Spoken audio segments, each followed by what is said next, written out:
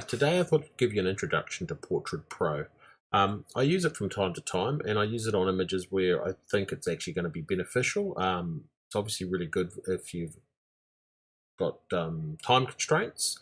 It does a pretty good job. Sometimes I'll obviously use it and then obviously go into Photoshop to just clean the remainder up. But for those who've got a lot of work to do, a lot of portraits to get through, it does a pretty good job straight out of the package.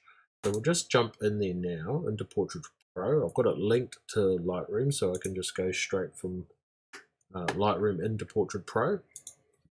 I import 16-bit images in there. We'll create a second file called a TIFF, so it's uncompressed. I'm just going to Portrait Pro now. So the first thing it wants to do is find the face. So it's got facial recognition. At this point, it doesn't know if it's male, female, or child, because based on which one we select, it will apply a different preset. This is female, so we'll select female. Now I've got a default preset ready to go. Excuse me, that was my other computer making silly noises. So as you can see, straight out of the box, it's attempted to clean that image up. Now, if they're sitting side by side, you can see it's tried to grab face, the eyes, the nose, and obviously identify all the facial features and then apply filters.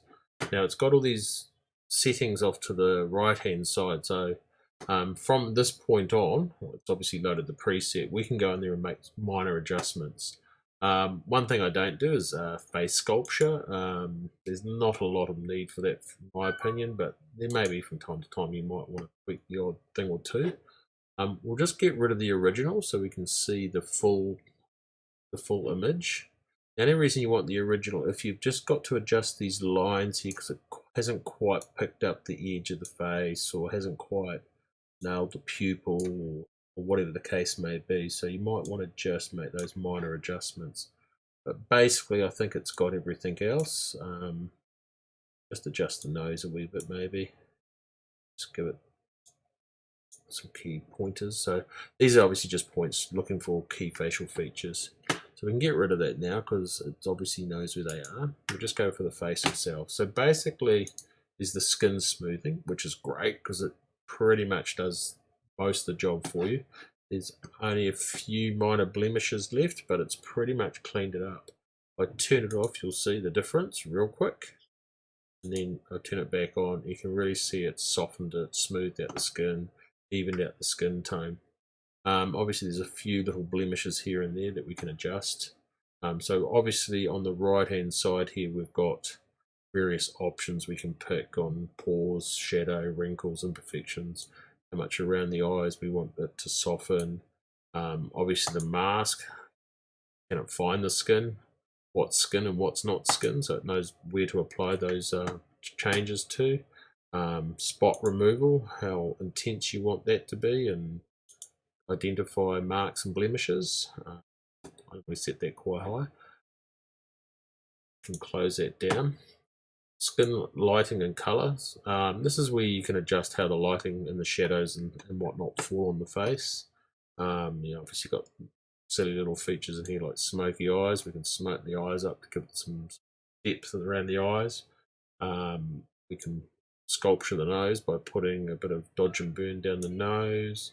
We've got shadows we can apply to the right hand side, to the left hand side, just to give it some dimension. Sometimes they can be quite useful just to help create a bit more of a 3D effect on the face. Cheekbones we can apply. Basically this is a poor man's version of dodge and burn.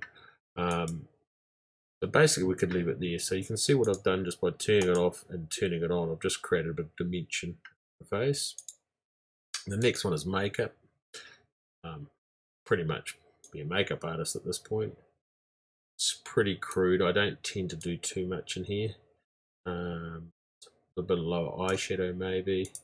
You can change the lipstick. The eyes, this is where we can clean up the eyes, make them sparkle, change the colour, the brightness of the eyeball, quite glassy if we want to, whiten them up, clean the eyes and so on and so forth. Mouth and nose, this is basically where you can manipulate the the lipstick, we can moisten the lips, put a little bit of shine across the lips. Sometimes that can be quite useful. Here, obviously we can manipulate the hair if we so want to. Change it to be a redhead at this point if we wanted to. Probably make her a blonde, I suspect. Here we go. Make her a blonde. Or we just turn that off. Go back to her original hair color. Up to you. Pictures. There's the basic Lightroom settings where you can adjust temperature, exposure, vibrance, and so on and so forth. Layers. That's where you can sort of import and export a background in and out. So that's basically it. So once you've got the sort of the finish on how you want the image to look, you can save these as presets going forward if you like. So you can obviously reuse it time and time again. I generally set quite a subtle one, just get a basic once over, and then I can bring it back into Lightroom, and then from there I can determine whether or not I want to take it into Photoshop. But as you can see, it's done a pretty good job. What we also have up here is touch up and restore. So this is where you just pick on those little bits and pieces that it's missed. So with touch up, you pretty much got a anti-blemish pen, I guess, if you want to call it that. So you just find the odd spot and just double click them and a few times and just apply the effect, and it just tones down those little blemishes here and there that you still may have around the place.